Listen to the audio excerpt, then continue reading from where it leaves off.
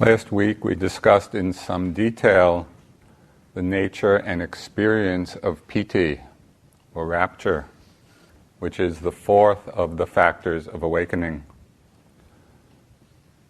Piti is usually translated as rapture, as joy, as happiness, as rapt interest or pleasurable interest or delight. So it has all of that emotional affect or tone in the mind. As a reminder of how piti comes about, the Buddha described in the Anapanasati Sutta, the mindfulness of breathing, he described the sequence this way. Working backwards, rapture arises from tireless energy. Energy comes about through investigation and inquiry. It's the wisdom factor. And the factor of truth-discerning wisdom, or the factor of investigation, comes about through continuous mindfulness. So just to go the other way, mindfulness, continuous mindfulness leads to investigation. The wisdom factor, investigation and inquiry leads to the arising of energy in the mind, this momentum of energy. Tireless energy in the mind leads to rapture. In addition to this very powerful conditioned sequence of factors, of wholesome factors, there are also some wise reflections that can bring about strong piti, rapture, happiness in the mind. And last time we touched on these in discussing the reflections on the Buddha, on the Dhamma, on the Sangha. And it's important, both in hearing of this and in practicing it, not to think of it in a formulaic way. Where we go through the recitation about the qualities of the Buddha, or the Dhamma, the Sangha. The purpose of the reflection is to make that heart connection with the Buddha, the Dharma, the Sangha. Make that connection with these three jewels in our practice and in our lives. There's tremendous depth and range and scope for exploration in those reflections. So tonight I'd like to consider some other reflections that also give rise to piti, or delight, rapture in the mind. And perhaps at the end, if there's time, we can have some questions and discussion. So the first of these reflections we'll talk about tonight is the reflection on one's sila, or morality, or moral virtue. Now sometimes we hear those words, moral virtue, and because of the various kinds of upbringing or conditioning we may have some unfortunate connotations with those words. Maybe taking them or associating them with a kind of self-righteousness or moralistic frame of mind. So I think it's helpful to hone in a more neutrally and perhaps more specific meaning of sila. And that is, the reflecting on sila really means reflecting on our commitment to non-harming. I think that's much less controversial. We can all reflect and remember that this can be our basic commitment in life, that we go through life committed as best we can to non-harming. And for lay people, this is usually expressed within the Buddhist tradition in terms of the 5 precepts, or the 8 precepts. So how do we reflect on sila? I'll tell you one way not to reflect on it. quite a few years ago when I was practicing in Burma and was going through a doldrum in my practice. It just felt like everything hit a place of the practice not going any place. Day after day after day, I was kind of going through the same thing over and over again. And it was getting a little discouraging. So at one point I went into an interview and I was reporting this to Sayadaw Pandita, and he said, well, why don't you reflect on your sila? Thinking that it would uplift my mind and create some rapture. Well, the first thought in my mind when he said, why don't you reflect on your sila, is, what did I do wrong? So my mind immediately turned to guilt for some imagined mishap, sila mishap. That's not what's meant. Reflecting on sila is to reflect on all the times and the ways we live our life in accordance with non-harming. So we can do it in a couple of ways. One is by thinking of and reflecting on the beauty and the power in particular moments of restraint from unwholesome action. So just as a few examples, might be a particular moment when we protect life rather than destroy it. Little thing. Maybe we take an insect outside instead of killing it.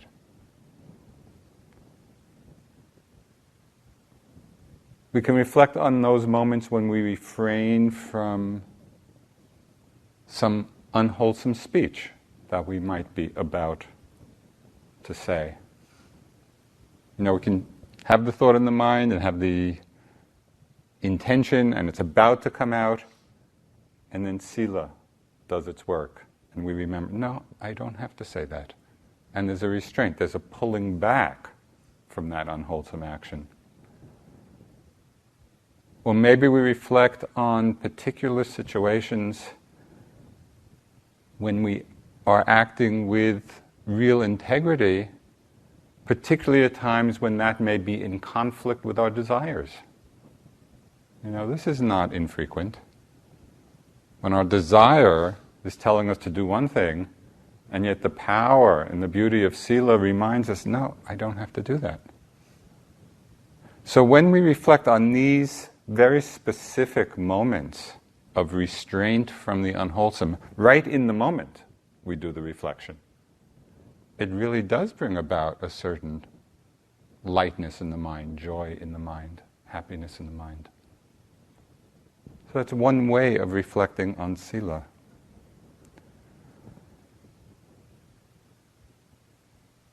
At these times, we're paying attention to the feeling in the mind as we make the choices in our lives that are actually in accord with our highest values.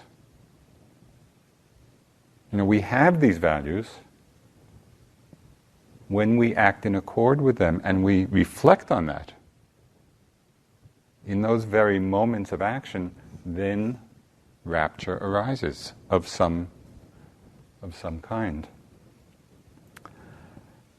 And there's another way of reflecting on one's sila.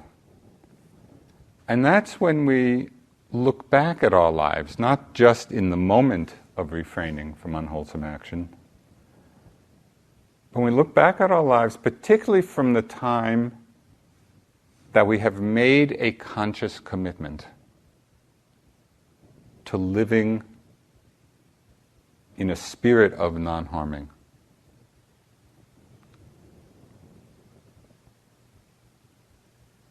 Appreciating the fact that we've made a choice to live our lives in this way. Because not everybody in the world does, as is very obvious as we look around the world. So there's a feeling of great strength and this kind of Dharma joy that we're aware enough and are committed enough to have made this decision. Yes, this is the way I aspire to live my life. In one verse of the Dhammapada, the Buddha said, "Happiness is virtue lasting through old age." And it's a sense of a commitment that lasts throughout our lives that brings about a sense of joy. But it's also important to remember that the practice of sila is a training. These are not commandments. And that even after lapses in our commitment, which we all have, we can retake the precepts and begin again. So this enables us both to appreciate the times we have lived by the commitment, and we can appreciate what we learn from the lapses in it. It makes our whole life part of our practice. So this is the first of the reflections that helps to bring about this quality of piti, or Dhamma joy, reflecting in a clear and discerning way on the sila, the practice of sila in our lives.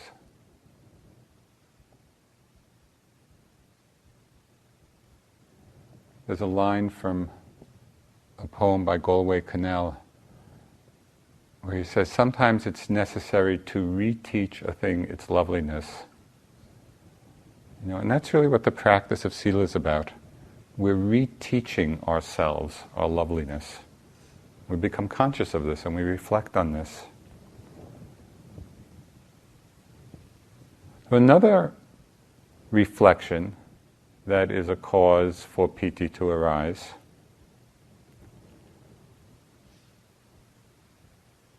is the mind remembering one's acts of generosity. It's reflections on generosity.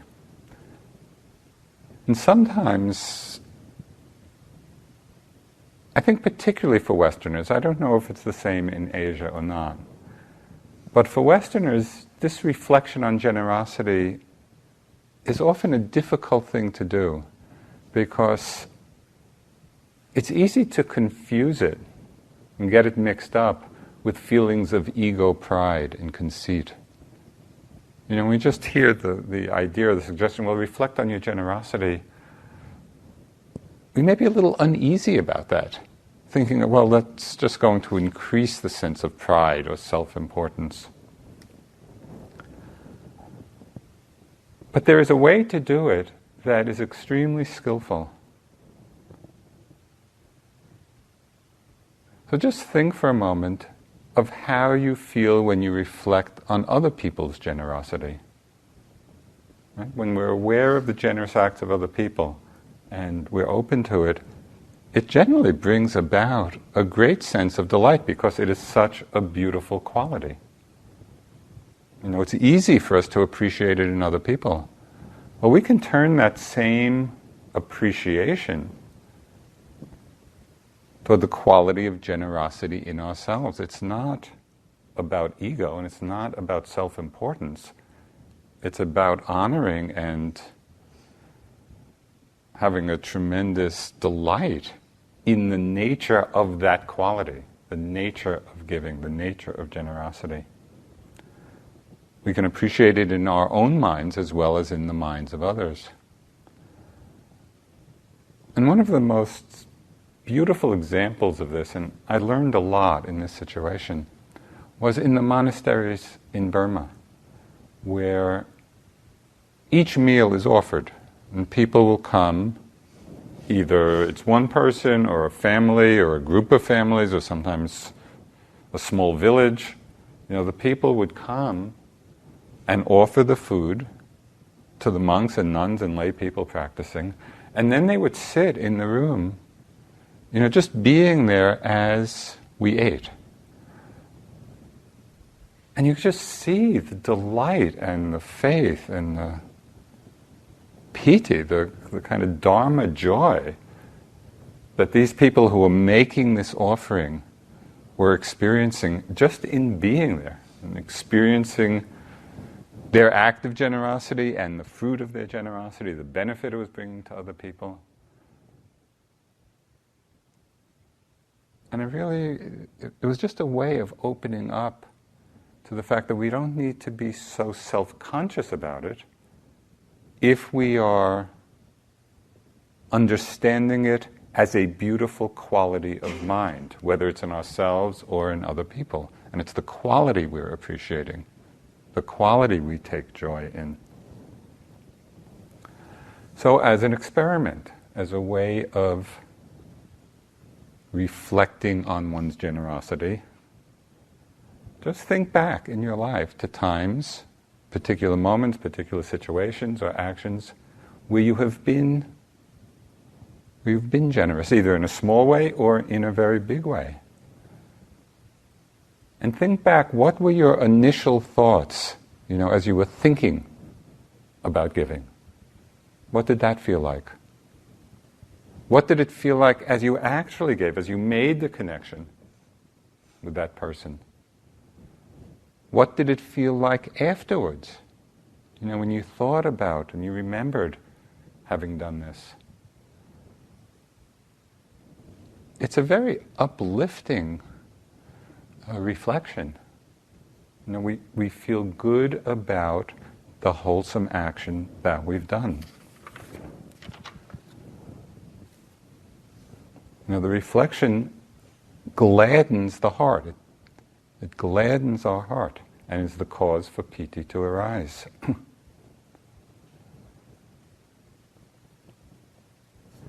With these skillful actions, both of sila, actions of restraint from the unwholesome, and actions of generosity,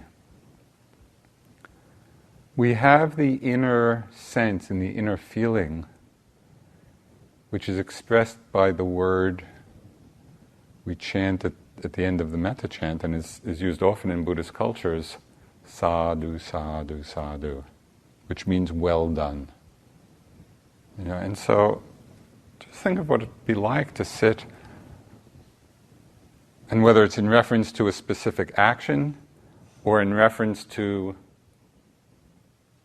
the commitment over a lifetime, just think of what it would feel like to say, well done. This was well done. There's a tremendous dharma joy that comes from that. This is reflection on sila, reflection on generosity. A third reflection that gives rise to rapture in the mind is reflecting on devas. Now these are beings in the higher realms of existence. And they're beings as they're described with bodies of light and enjoying many different kinds of celestial happiness.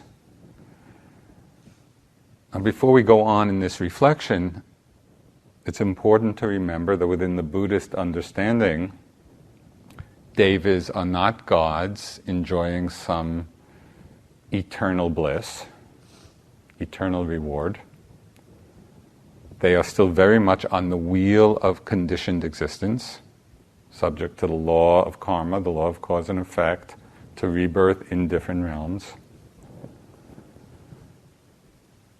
But for the time that their lifespan is in these deva worlds, they do enjoy many kinds of bliss. So when the Buddha would meet people and begin teaching them, it's said that he very often followed a sequence in the teaching. He would give them a graduated discourse, beginning with the happiness that comes from generosity and sila, and then talking about the delights of the deva worlds. So the Buddha, he used this as a skillful means, as a way of brightening the mind and uplifting the mind. And then when people's minds and hearts were open and pliable and soft, then the teachings of liberation, teachings of non-clinging, of getting off this wheel of continuous rebirth. Now, for some people, jumping to the highest teachings works well. Okay, just let's go for the highest. For other people, and I think we shouldn't undervalue the skillful means of gradually softening our hearts, delighting our minds. Because that kind of delight and joy and happiness then becomes a fertile field for the development of wisdom. So what is the reflection? How do we reflect on the devas in a way that brings joy and delight to the mind?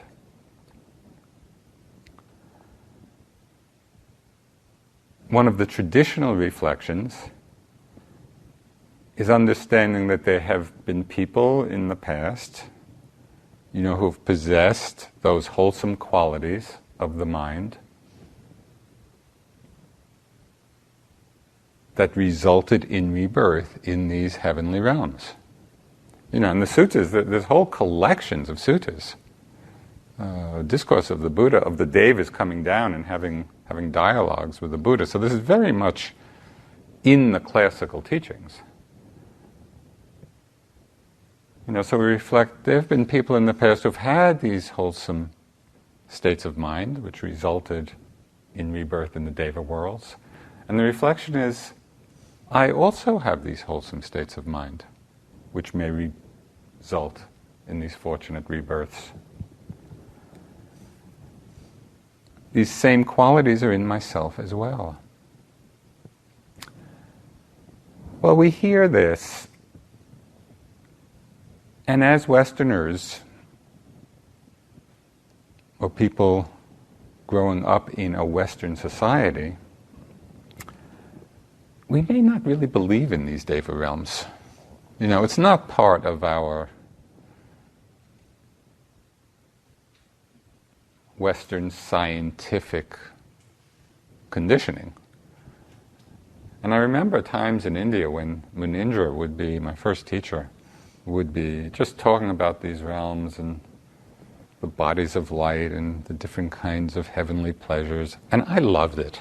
It really worked well for me. I would just get very happy listening to all this and hearing about it. But a lot of the people, a lot of my friends did not. They thought, this is just, Buddhist cosmology that doesn't have much bearing on things. I remember what Munindra said. He would go on, and I'd be feeling really happy. But he'd see these other people, with looks of great doubt, and he said,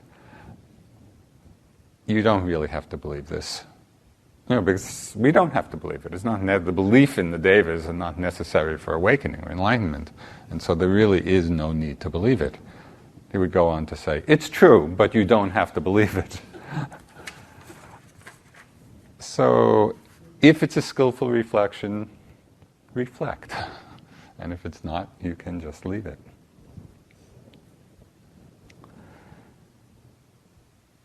Now these reflections on sila, on generosity, on the devas,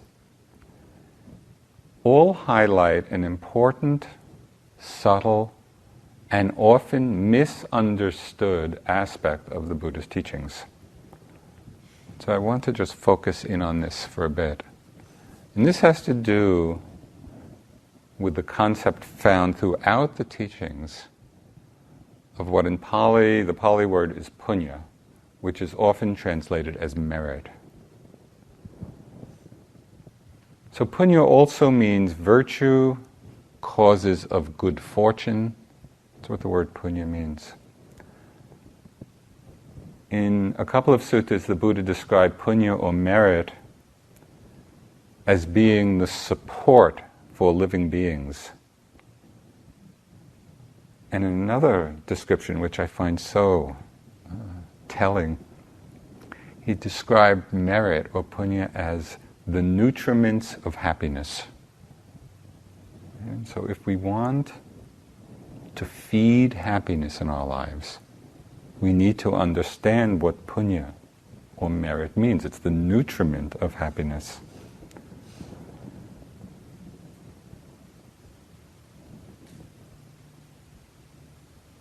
In one place, the Buddha described merit, the deeds of merit that one has done, as being the friends in one's future life. Because it's about understanding that wholesome deeds bring about wholesome, fortunate results. So although the Buddha spoke very often about the importance of merit, of punya, both for happiness in this life and, according to the teachings anyway, happiness in the next, there are some subtleties in how we hold this understanding in our minds. Because merit is of two kinds. There's merit that is aimed at mundane happiness, and merit that is aimed at liberation. So we need to understand how both of these are working. In the merit, the wholesome actions that are aimed at mundane happiness, we perform these actions, they're skillful actions, but we perform them with a gaining idea. We're performing it with a kind of grasping in the mind for future good result. There's a sense of self there, being someone who will enjoy these results in the future. So this is merit, it's skillful action connected with mundane fruits, worldly fruits. But even this, even though there's a gaining idea there, it can still be done with right understanding. That is the understanding of cause and effect. It's the understanding that all of our volitional actions will bring about results. So there's a right view present there. And the Buddha talked of this, he really, in characteristic clarity, the Buddha talked of this as right view that is affected by taints, partaking of merit, ripening on the side of attachment. So it's an interesting combination of wholesome action, partaking of merit, but still associated with taints, still ripening on the side of attachment. Right? Of someone there who's going to experience some good result in the future life, and that is very often what motivates us to do the skillful action. But it's important, even in this kind of merit, that we appreciate the right view that is present in it, which is the understanding, and this is a critical understanding of right view, that actions bring results. Right? The Buddha emphasized this so often in his description of what right view is. There are karmic results to our volitional actions. Okay, so this is right view that is affected by taints, partaking of merit, ripening on the side of attachment. Merit for the purpose of mundane results. But there's also a deeper, more liberating kind of wisdom that's possible. As we build on this right view of cause and effect, so we already have that, even if it's associated at first with taints, but we build on that foundation of right view and begin to see that this whole process of cause and effect, of action and result, does not in fact refer to anyone. that it is simply a process of nature. We can understand it as being free of the notion of I and mine. So this is a deeper kind of right view. When we have this level of right view, then the motive behind our actions, behind our wholesome actions, is not for some gaining idea, but then the motive behind acts of generosity, the motive behind acts of sila, is not so that we will enjoy some good result. The motive becomes one of disenchantment, dispassion, liberating the mind through non-clinging.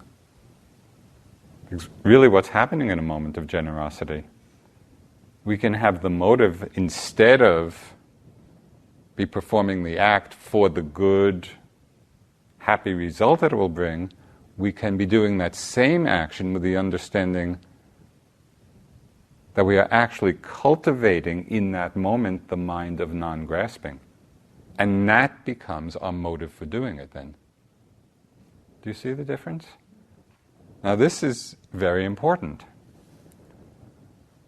The Buddha called this kind of right view noble, taintless, supramundane, a factor of the path. Right? So that they're both right view.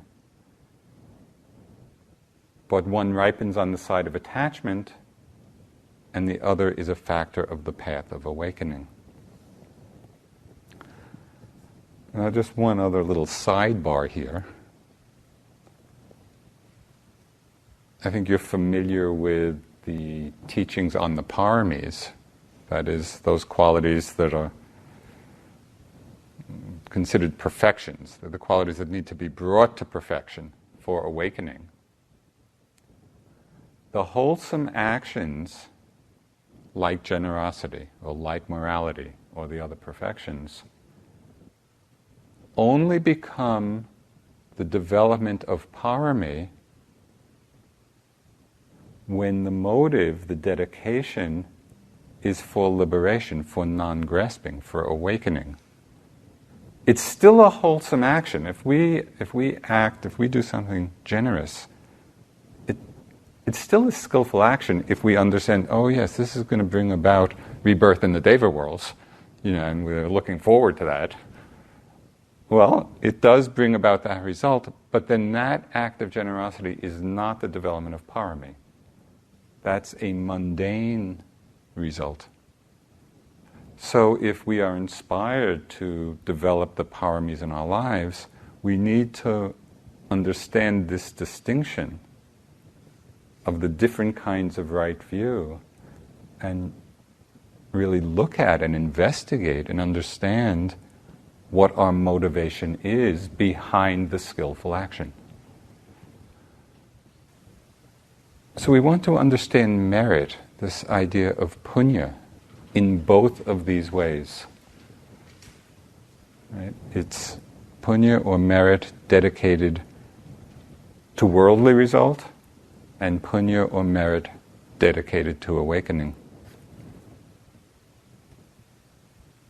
In one collection of the suttas that's in the connected discourses, the Samyutta Nikaya, the Buddha equates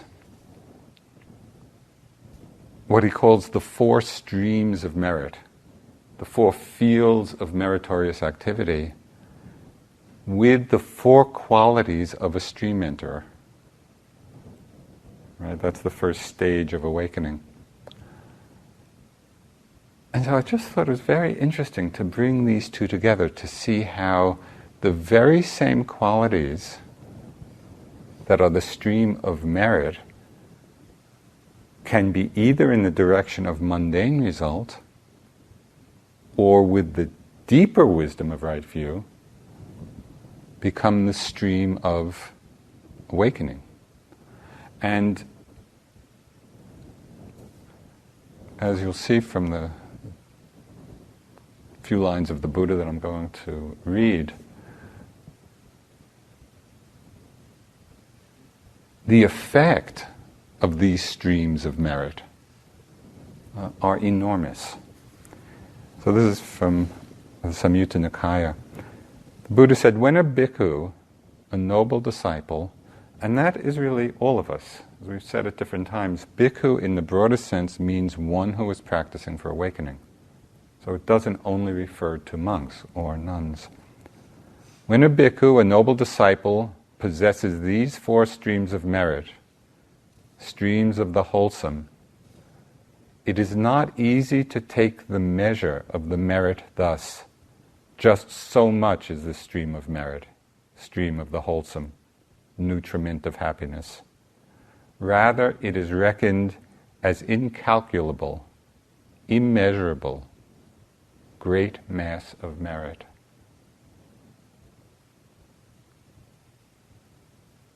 So what are the 4 streams, the 4 qualities? They're faith and virtue and generosity and wisdom. As we cultivate faith or confidence, sila, generosity and wisdom, the merit of those wholesome actions in the mind cannot be measured. And so just reflecting on this becomes a tremendous source of Dharma joy, of rapture in the mind. So the last of the reflections that bring about piti, or Dharma joy, is the reflection on peace. And that is the subsiding of the defilements. So notice the quality of peace in the mind when the mind is free of the hindrances or free of the defilements. And we can notice this with particular ease when we first come out of one of our many mind dramas. Maybe we're coming out, the moment of coming out of a lustful fantasy, or coming out of some bout of annoyance, or ill will. Or maybe it's just coming out of just a few moments of desire or irritation. When we can actually see the difference in our minds when we're caught up in any of these defilements or hindrances, and then the moment of coming out, we have a chance to appreciate, we have a chance to reflect on the quality of peace in the mind when the mind is let out of the grip of the defilement. So this is not theoretical at that time. We actually are right in the experience of being caught up and then being released. So we want to bring an investigation. We want to really have an inquiry in the mind when these states arise. How do we get caught up in them? And how does the release from them happen? And so we begin to taste what is called momentary freedom. Right? There's still a long way to go, but we have a taste of what peace of mind means. And reflecting on this, so we're not just passing over those moments, we actually highlight those moments, and look at them and reflect on it. It becomes a source of great inspiration for what's possible in our lives. Even if it is just momentary, we see what's possible, and it inspires further understanding, deepening understanding. So reflection on peace is about this momentary freedom, and it also refers to the reflection on nibbana. And even though we may not yet have realized nibbana for ourselves, even reflecting on how the Buddha described it can bring about a quality of joy. Sometimes people get enlightened just hearing the words describing nibbana. So listen carefully. And there's a long list here, so there are many chances. But what's important, just as you hear the words, it's not so much to think about them, but it's almost like, at least for a moment, embodying them. What do each of those words mean for you? At whatever our level of understanding is. So these are the words the Buddha used to describe Nibbana. The unborn. Now, what does unborn mean? The unborn. The undying. The peaceful. The deathless.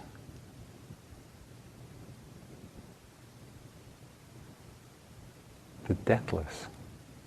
What does that mean? The serene. The wonderful. The amazing. The unailing. The unafflicted. Dispassion. Dispassion. Just think for a moment. The mind of dispassion, the mind of non-craving, purity, freedom.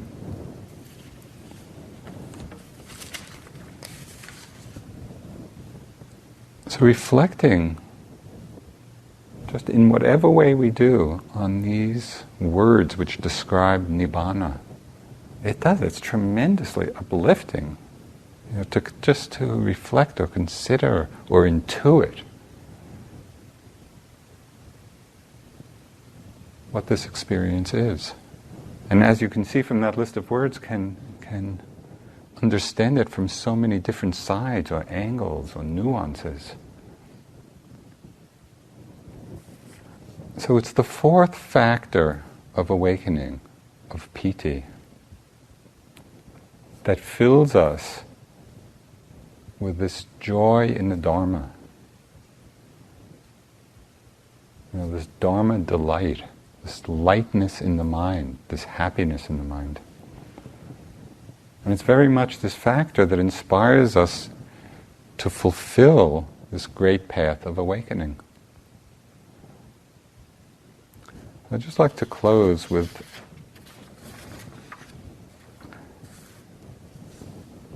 some lines from the Dhammapada.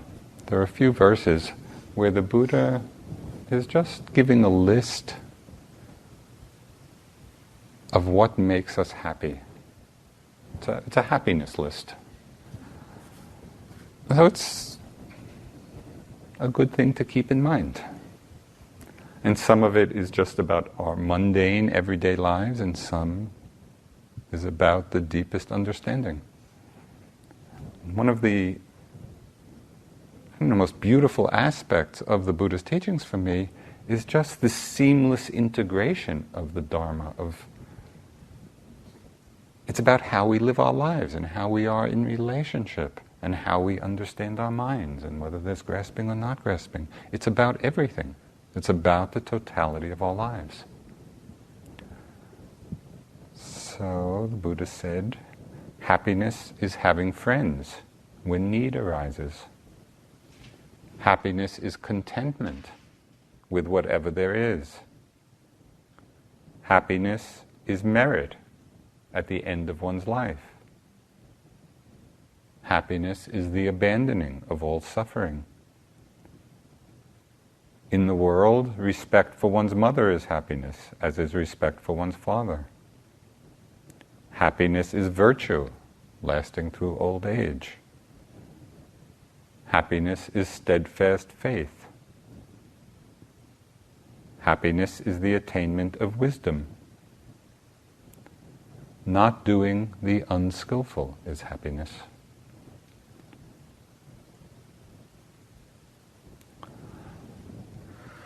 So let's just sit abiding in happiness for a few moments.